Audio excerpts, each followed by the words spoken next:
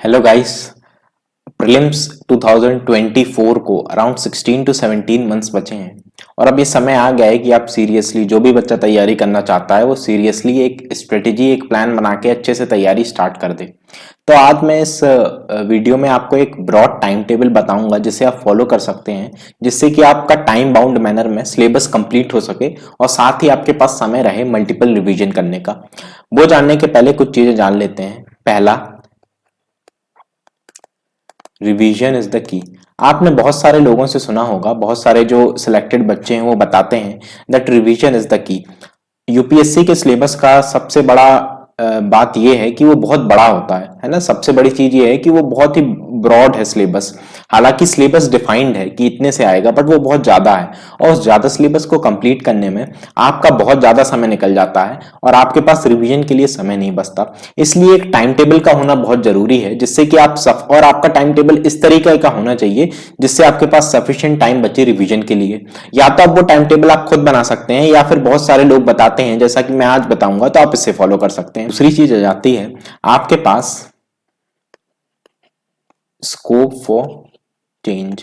आप कोई भी टाइम टेबल बना रहे हैं, आप किसी का भी टाइम टेबल फॉलो कर रहे हैं, मेरा या आप खुद भी बना रहे हैं टाइम टेबल, तो आपके पास टाइम टेबल इस तरीके का होना चाहिए कि आपके पास स्कोप होना चाहिए for change. Scope for change तभी होगा जब आपका टाइम टेबल थोड़ा ब्रॉड होगा और आपके पास थोड़ा ज्यादा आप समय एलोकेट करेंगे सब्जेक्ट्स के लिए। बट तो आपको इसमें एक बहुत ज्यादा फाइन उसमें जाना पड़ेगा कि आप इतना कम समय भी एलोकेट ना करें कि आप फिर अगर उसको फॉलो ना कर पाए, आप टाइम टेबल फॉलो ही नहीं कर पाए।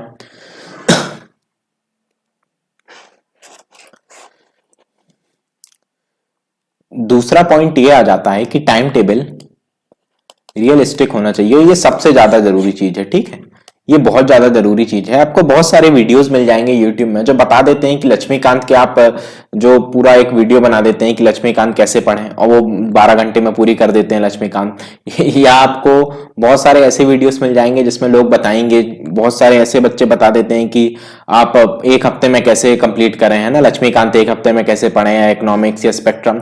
आप इन सब बातों में ध्यान ना दें, है ना। आप रियलिस्टिक आपको चीजें रखनी है और वो मुझे नहीं पता वो लोग करते हैं या झूठ बोलते हैं या खुद कर लेते हैं। अगर कर लेते हैं तो वो एक्स्ट्राऑर्डिनरी है, लेकिन अगर आप पहली बार पढ़ रहे हैं तो आपका इतनी जल्दी नहीं होगा। इसलिए आपको सफिशिएंट टाइम एलोकेट करना पड़ेगा, एटलीस्ट जो मेजर सब्जेक्ट्स हैं उन्हें, तभी वो आपके अच्छे से हो पाएंगे, तभी आपकी कंसेप्चुअल क्लैरिटी आएगी और तभी आप इजिली क्वेश्चन सॉल्व करवाएंगे प्रीलिम्स के और मेंस के भी।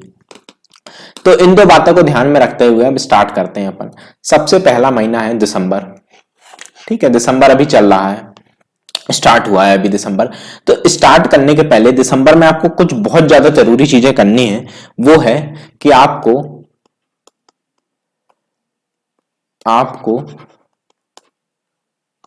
कुछ मेजर डिसीजंस लेने हैं, ठीक है। एक मेजर डिसीजन यही ले चुके हैं आप कि आपको इसकी तैयारी करनी है। अब इसको तैयारी स्टार्ट करने के पहले भी कुछ आपको मेजर डिसीजंस लेने हैं और यही डिसीजंस तय करेंगे कि आपका सिलेक्शन होगा कि नहीं, आपकी रैंक कौन सी आएगी, आपका किस तरीके से सिलेबस पूरा होगा, और यही आपको डिफरेंशिएट करेगा बाकी बच्चों से। तो वो डिसीजंस क्या है? Decide your sources. ये बहुत ज्यादा जरूरी चीज है और ये मैंने भी बहुत ज्यादा समय के बाद ये एक बड़ी गलती मैंने ये की कि मैं स्टार्ट में अपने सारे रिसोर्सेज डिसाइड नहीं कर पाया और मैं बदलते रहा अपने रिसोर्सेज। इससे बहुत ज्यादा नुकसान होता है आपके समय का भी और आपको चीजें इतने अच्छे से समझ भी नहीं आती हैं, आप अलग अलग जगहों से पढ़ते हैं। तो सबसे जरूरी चीज ये है पहली कि आप अपना सोर्स डिसाइड कर लें, ठीक है। Decide your sources. अब सोर्सेज आप एटलीस्ट जो बेसिक बुक्स हैं, ठीक है, एटलीस्ट जो बेसिक बुक्स हैं वो तो आप एटलीस्ट डिसाइड कर लें कि आप कौन सा सब्जेक्ट कहां से पढ़ेंगे। डेफिनेटली एक चीज है कि आप थोड़े बहुत चेंजेस का स्कोप आगे भी रहेगा कि आपको अगर लग रहा है कि मैंने कुछ गलत डिसाइड कर लिया है तो आप बदल सकते हैं, बट ब्रॉडली आपको चीजें पता होनी चाहिए कि आपको क्या पढ़ना है। तो पहले आपको स्टार्ट करने से पहले ये करना है अभी आज से कि आप अपने सोर्सेस तय कर लें। आप ये सोर्सेस कहां से तय करेंगे? या तो आप मेरा वीडियो देख सकते हैं, इसके पहले मैंने बताया था। इसके अलावा बहुत सारे लोग हैं जिनकी बहुत अच्छी अच्छी रैंक आई है, वो आपको बताएंगे बताएंगे कि कहाँ से पढ़ना है, उनके ब्लॉग्स रहते हैं, वीडियोस रहते हैं, वो आप देखें और अल्टीमेटली आप देख पाएंगे कि बहुत सारे ऑलमोस्ट 80-90% सोर्सेज ज्यादातर बच्चों में कॉमन है। तो आप वो कॉमन सोर्सेज ले लें और उसके अलावा जो आपको ठीक लग रहा है, जिसमें आपका ट्रस्ट है, वो ले लें, है ना। इसमें कोई बहुत ज्यादा अंतर नहीं आता कि कोई इस सोर्स से पढ़ रहा है, कोई उस सोर्स से। जो एटलीस्ट जो कॉमन सोर्सेज हैं, जो फेमस सोर्सेज हैं, उससे तो हर कोई पढ़ता ही है। तो पहली चीज ये है कि आपको अपना सोर्सेज तय करने हैं। दूसरी चीज ये है कि you have to decide your optional. मुझे बहुत आश्चर्य होता है कि मेरे कुछ दोस्त हैं जो 2023 में तय कर रहे हैं कि एग्जाम देंगे और अब वो डिसाइड कर रहे हैं 6 महीने पहले कि उन्हें ऑप्शनल क्या लेना है। ये बहुत बड़ी ब्लंडर है। ठीक है, आपको स्टार्टिंग में ही डिसाइड कर लेना है कि आपको ऑप्शनल क्या लेना है। आपको समय आप इसको दे सकते हैं, आप चाहें तो 1 हफ्ता 10 दिन सिर्फ ये तय करने में दे सकते हैं कि अभी कि आपको ऑप्शनल क्या लेना है। इसके लिए आप एटलीस्ट छांटें कि आपको अल्टीमेटली आप कोई भी बच्चा अगर सोचता है कि क्या ऑप्शनल लेना है तो अल्टीमेटली 2-3 उसमें आ जाता है, 2-3 सब्जेक्ट्स में कि या तो मैं ये लग सकता हूं या ये। उसके बाद आप उसके सोर्सेज देखें, आप सिलेबस देखें, पास्ट ईयर पेपर्स देखें। इस तरीके से आप अपना ऑप्शनल डिसाइड कर लें। लेकिन I will strictly advise you कि आप प्लीज अपना दिसंबर महीने में ही ऑप्शनल डिसाइड कर लें और बाद में, जिससे आपको एक ऑप्शनल का भी बहुत स्ट्रेस हो जाता है, जो लोग इनिशियली डिसाइड नहीं करते हैं कि कौन सा लें और फिर वो उसमें बहुत ज्यादा समय बर्बाद कर देते हैं। तो दूसरा मेजर डिसीजन जो आपको लेना है वो ये है कि आपका ऑप्शनल क्या होगा। और ये बहुत ही मेजर डिसीजन है, आप इसे लाइटली मत लें, है ना। ये जितनी आप ये हार्ड, एक तैयारी में 2 चीजें होती हैं, एक हार्ड वर्क, एक स्ट्रेटेजी। ये स्ट्रेटेजी और दोनों इक्वली इंपॉर्टेंट है। ठीक है, अगर आप स्ट्रेटेजी नहीं बनाएंगे, और स्ट्रेटेजी में सबसे मेन यही है कि आप सही फैसले लें। तो आप अपने सोर्सेज तय कर लिए, आपने अपना ऑप्शनल तय कर लिया। इसके बाद आपको कुछ और चीजें और करनी है, वो है कि आपको सिलेबस याद कर लेना है। यूपीएससी का सिलेबस, और सिलेबस किसका याद करना है? मेंस का। देखिए, प्री का और सिलेबस तो उसमें सब्जेक्ट के नाम लिखे हैं। इंटरव्यू का सिलेबस आपको अभी जरूरत नहीं है याद करने की, तो आपको मेंस का सिलेबस जो थोड़ा काफी ज्यादा है उसका आप प्रिंट आउट निकलवा लें या खुद हाथों से लिख लें और उसे याद कर लें, है ना, रट लें। वो बहुत सिंपल है, आपको चीजें सारी समझ आ जाएंगी, उसमें कुछ ऐसी चीजें नहीं दी हैं। बस आपको सिलेबस याद कर लेना है, इससे आपको बहुत ज्यादा फायदा मिलेगा। चौथी चीज आ जाती है, look previous year questions both of prelims and mains. आपको यहां मैंने क्या बताया था कि सिलेबस याद करना है, लेकिन प्रीवियस ईयर्स क्वेश्चंस आपको अभी याद नहीं करने हैं, आपको बस देखने हैं। एक ब्रॉड ओवर लुक लेना है ना, ब्रॉड ओवरव्यू लेना है प्रीलिम्स का, और खासकर मेंस के क्वेश्चंस आपको देखने हैं कि किस तरीके से आ रहे हैं। ठीक है, आपको ज्यादा समझ नहीं आएंगे, उसका टेंशन मत लीजिए आप, बट आप एक बार उन्हें देख लें तो आपको थोड़ा बहुत समझ आने लगेगा कि किस तरीके से पूछे जाते हैं। 5वीं चीज आ जाती है मेक अ टाइम टेबल, जिसके बारे में अभी हम डिस्कस करने वाले हैं। आपको एक टाइम टेबल बनाना है पूरे साल का। आपके पास सपोज 16 से 17 महीने बचे हैं, तो आपको पूरा दिसंबर से लेके मई तक का, जब मई 2024 तक का एक टाइम टेबल बनाना है कि किस तरीके से आप किस समय क्या पढ़ने वाले हैं। और अगर आपने उस टाइम टेबल पे, और टाइम टेबल रियलिस्टिक बनाना है, और अगर आप 70-80% भी स्टिक करते हैं तो आप बहुत बाकी बच्चे से बहुत ज्यादा आगे निकल जाएंगे, आप टॉप 0.5 या 0.1% में आ जाएंगे बच्चों में। तो ये आपको करना है, ठीक है, एक टाइम टेबल बनाना है। अब अपन तय करते हैं कि आपको किस समय क्या पढ़ना है। सबसे पहले आपको यह पता होना चाहिए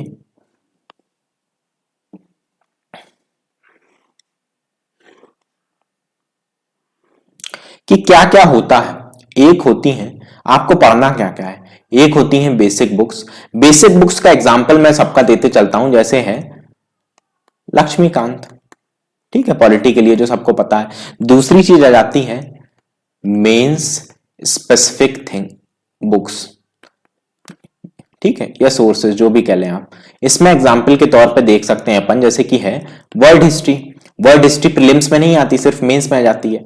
फिर आ जाता है मेंस सिलेबस टर्म्स नोट्स। जो मेंस में सिलेबस दिया है उसमें बहुत सारे टर्म्स दिए रहते हैं, उसके आपको नोट्स बनाने हैं। इसका भी अपन एग्जांपल ले लेते हैं। एग्जांपल सपोज जैसे एनजीओ दिया है, तो आपके पास एनजीओ पे अलग से नोट्स होने चाहिए, या जो भी टर्म दिया है उस पे नोट्स होने चाहिए।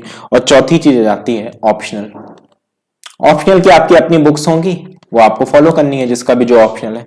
तो ये 4 चीजें हैं जो आपको करनी है। आपको सबसे पहले ये पता चल गया कि अब आपको करना क्या है, तो अब अपन तय करते हैं, अपन बनाते हैं टाइम टेबल।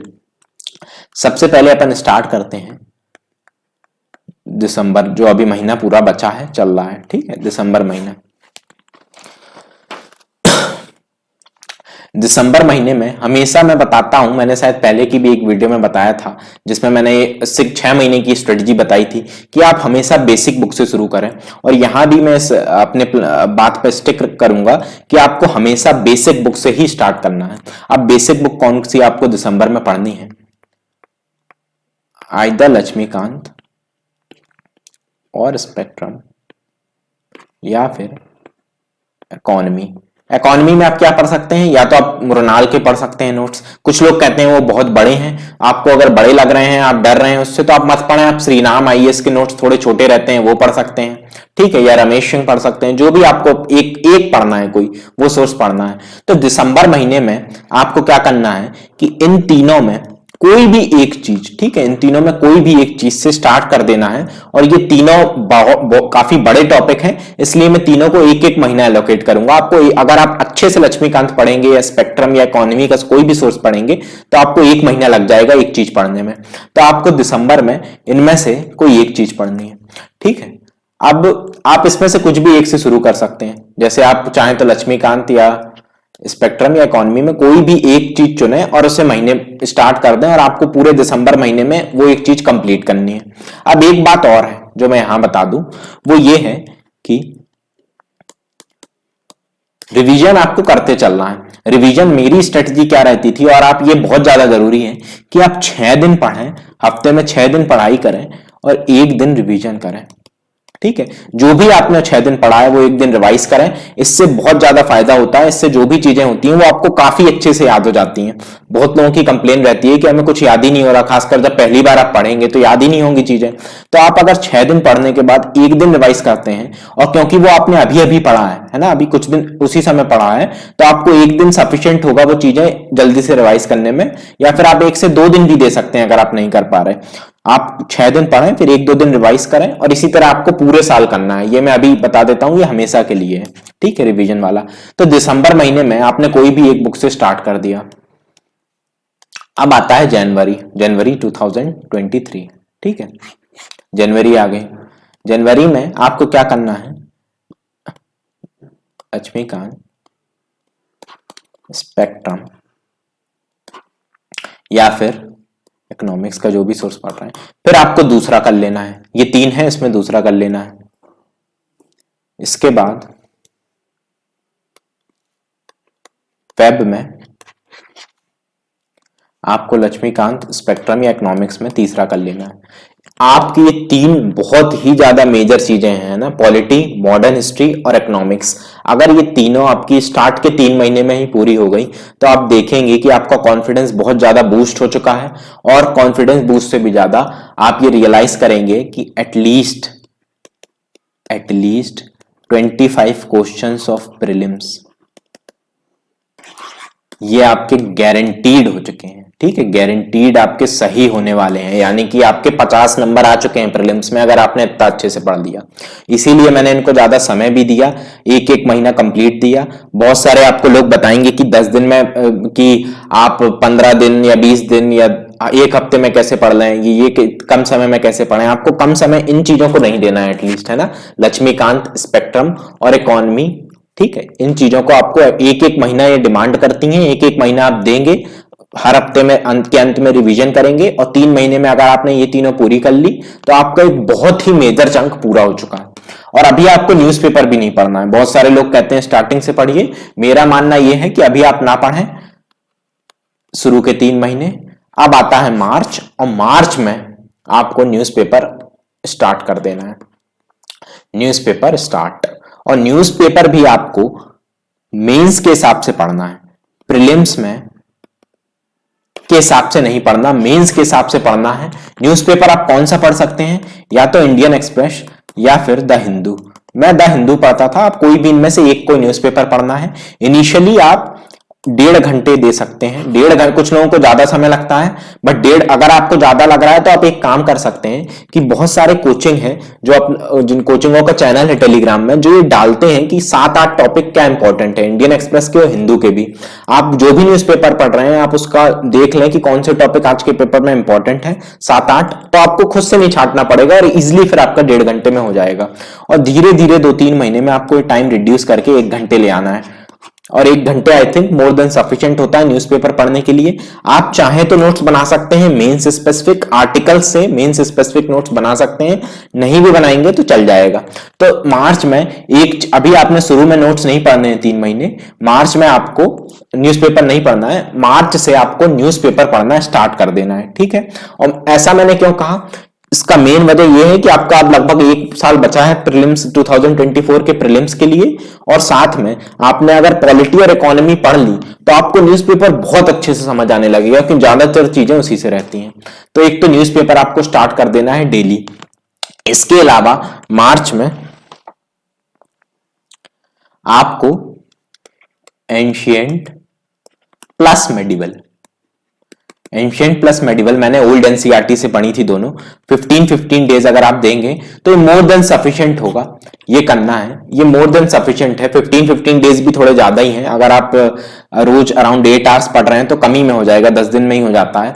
और साथ में आपको एक बार मतलब हर हफ्ते वो रिवीजन कंटिन्यू रखना है ना, जो मैंने स्टार्टिंग में बताया है कि हफ्ते में 6 दिन पढ़ के 1 दिन रिवीजन करना है, वो पूरे साल करना है। तो आप एंशिएंट मेडिवल पढ़ें, साथ में आप लक्ष्मीकांत,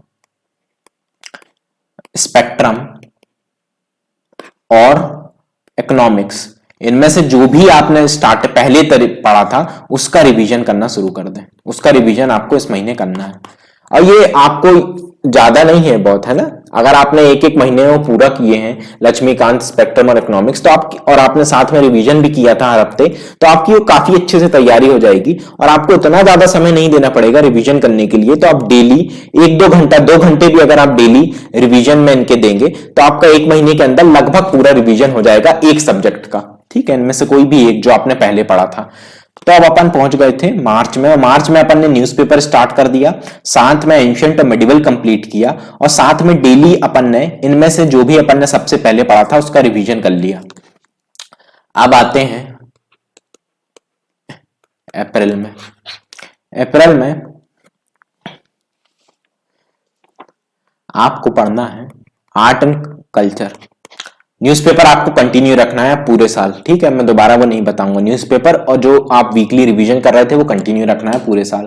तो अप्रैल में आपने आर्ट एंड कल्चर पढ़ा, ये कहां से पढ़ा, 11th क्लास की फाइन आर्ट्स की एनसीईआरटी है, प्लस नितिन सिंघानिया है, ठीक है। नितिन सिंघानिया के मैंने अपने पिछले वीडियो में जिसमें मैंने सोर्सेज बताए थे उसमें बता दिया था कि कौन कौन से स्पेसिफिक टॉपिक्स आपको पढ़ने हैं, ये पूरी नहीं पढ़नी है, स्पेसिफिक पढ़नी है, ये आपको कंप्लीट करनी है।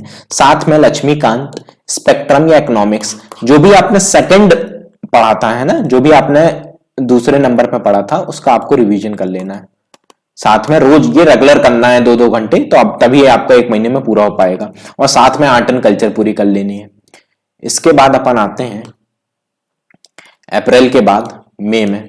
मैं सफिशिएंट टाइम इसलिए दे रहा हूं, कुछ लोगों को लग रहा होगा कि ये तो बहुत ज्यादा टाइम दे रहे हैं, लेकिन आप अंत में देखेंगे कि आपका सिलेबस भी पूरा हो जाएगा और रिवीजन भी हो जाएगा।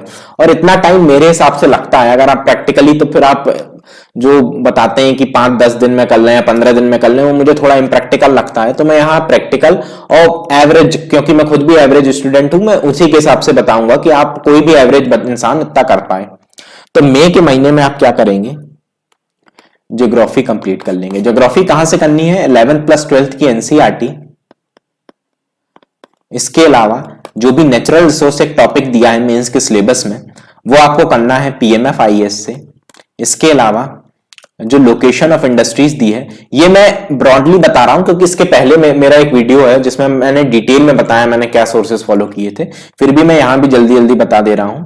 ये मृणाल की वेबसाइट में करना है। इसके अलावा जो मृणाल का यूट्यूब चैनल है उसमें एक मैम है जिनके वीडियोस डले हैं, काफी पुराने वीडियोस हैं, वो भी आप देख सकते हैं। बट आपका मेजर चंक ये हो जाएगा, 80% अराउंड आपका इससे पूरा हो जाता है। ये फिर बाकी एडिशनल चीजें हैं जो आपको करनी है।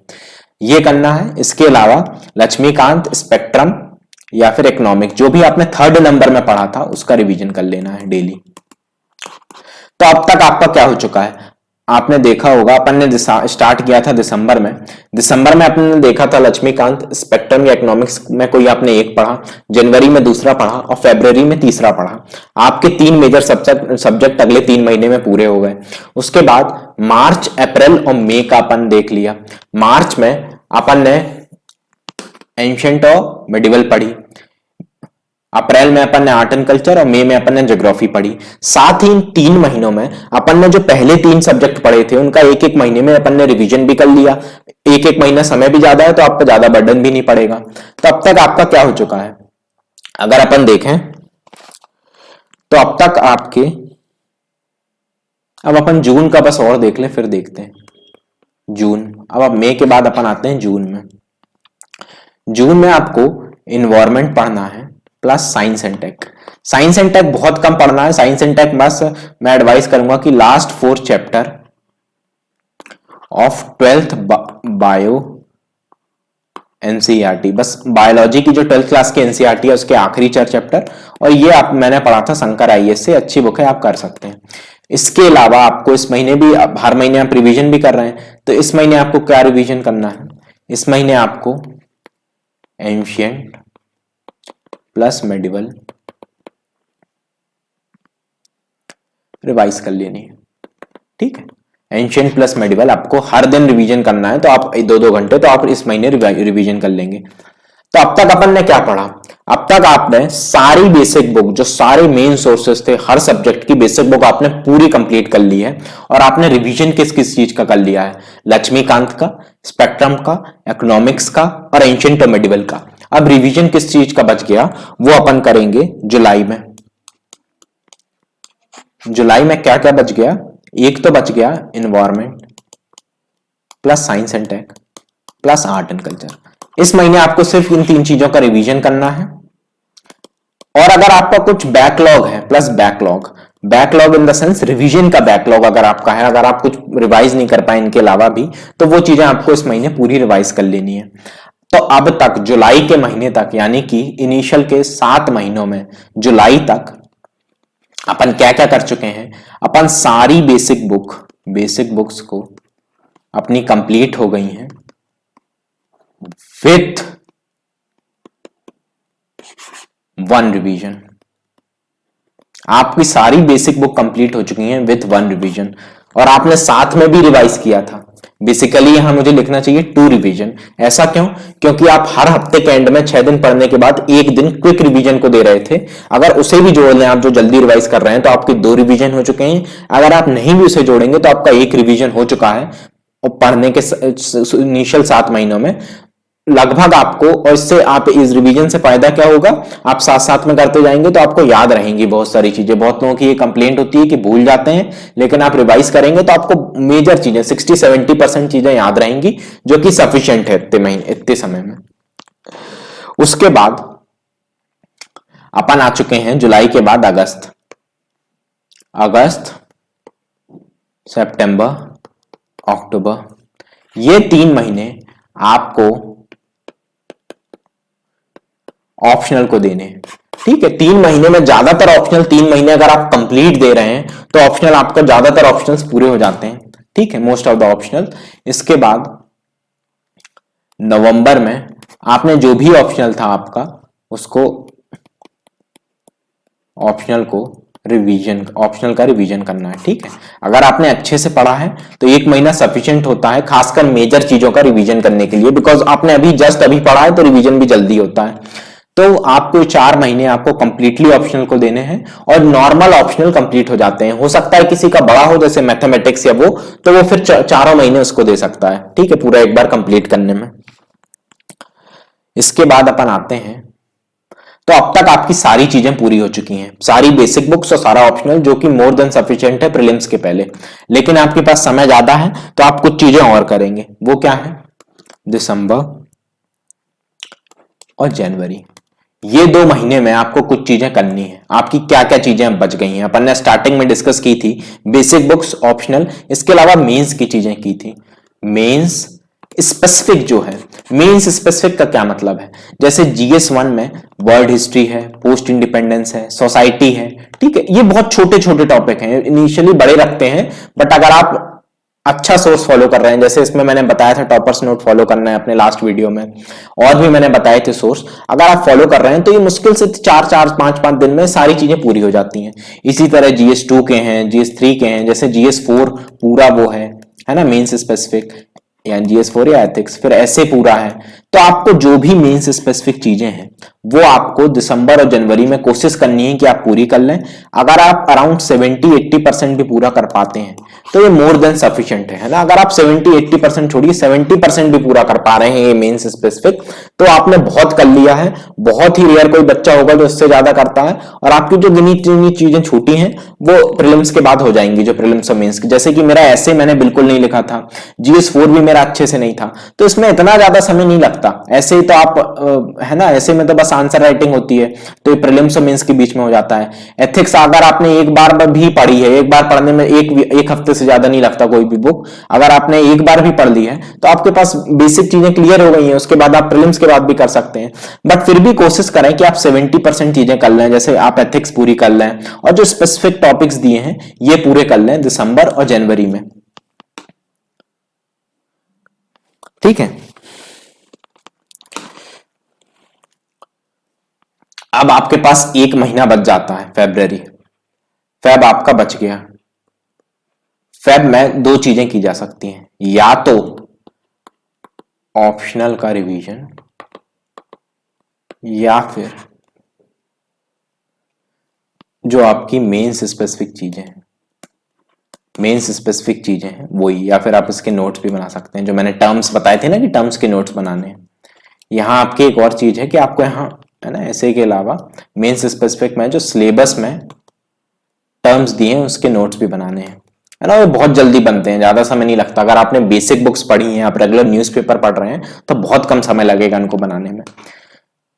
आपको अब दो चीजें करनी है, तो कौन सा बच्चा क्या करेगा, ठीक है।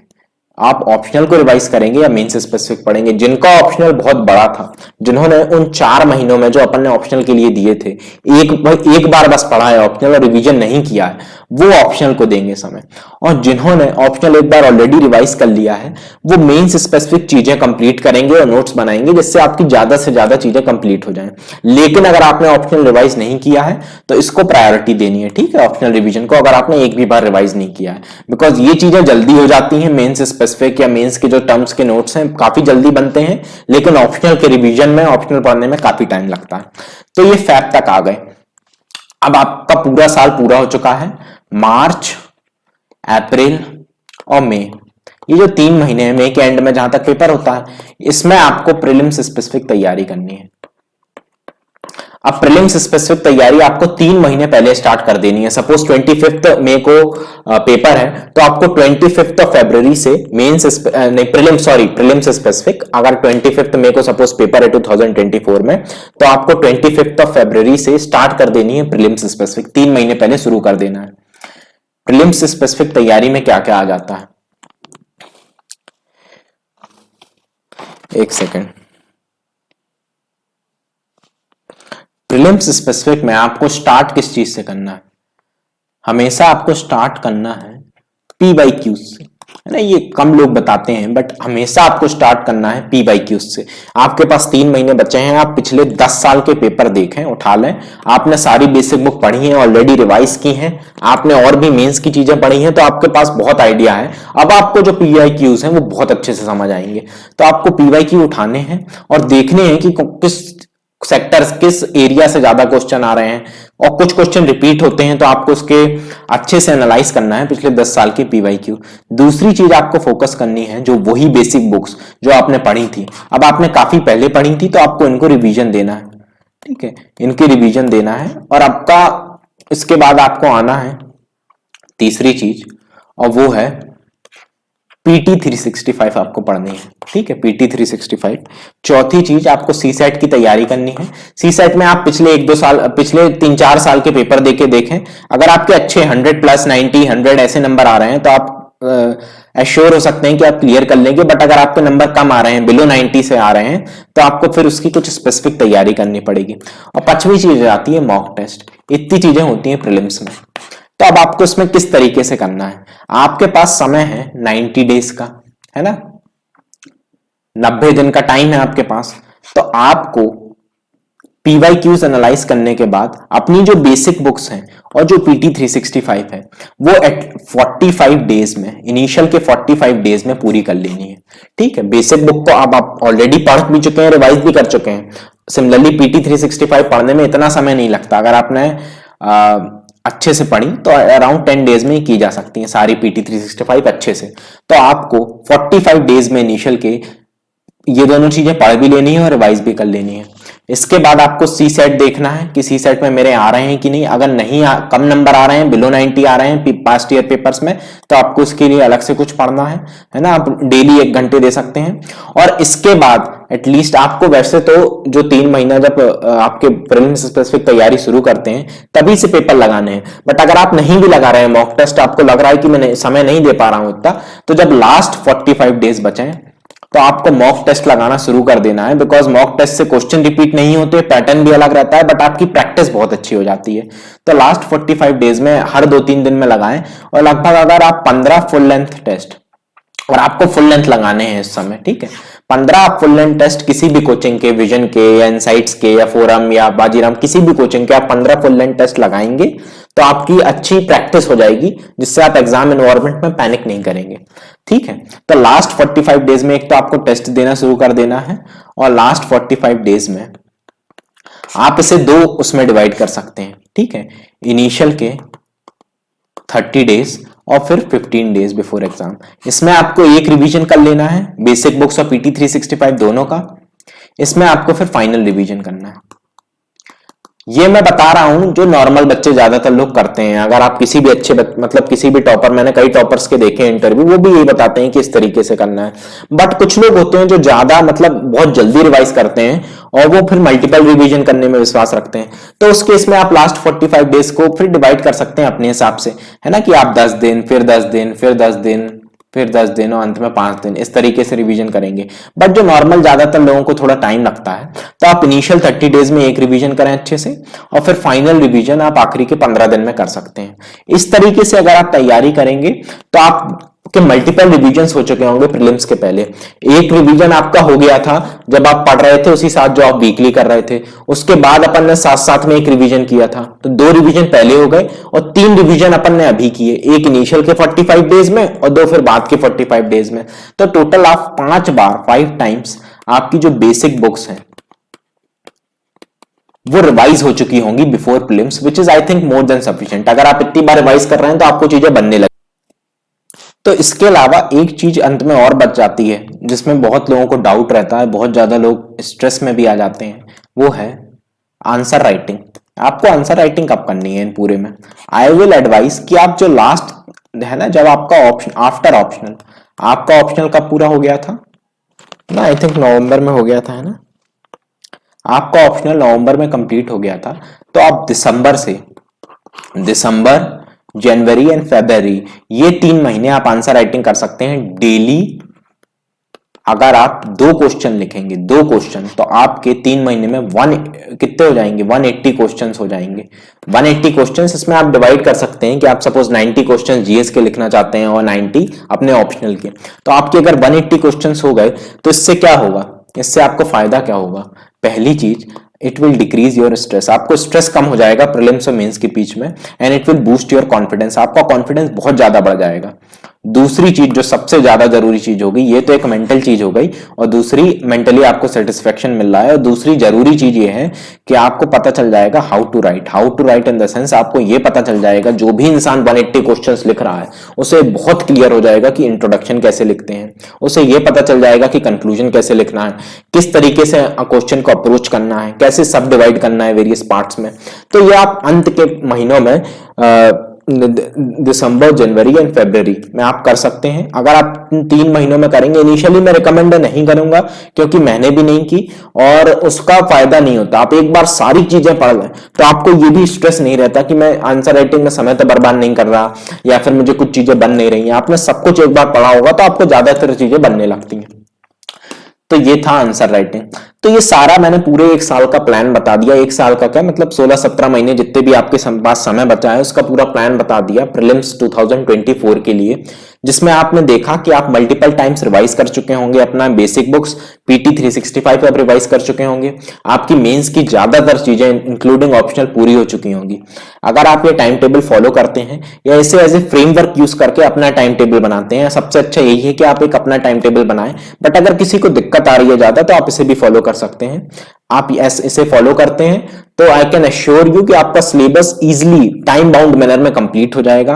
आप मल्टीपल रिवीजन कर चुके होंगे और ये बहुत ही प्रैक्टिकल टाइम टेबल है। ऐसा नहीं कि मैं बता रहा हूं कि आपको तुरंत तुरंत करना है कि आप 10 दिन में ये कर लेना चाहिए कान पूरी, ऐसा नहीं है। बहुत समय दिया गया है इस टाइम टेबल में और आप इसे अगर फॉलो करते हैं तो इससे आपका सिलेबस भी कंप्लीट होगा और आपके सिलेक्शन के चांसेस भी बढ़ जाएंगे बिकॉज आपकी एक प्रिपरेशन स्ट्रीमलाइन हो जाएगी।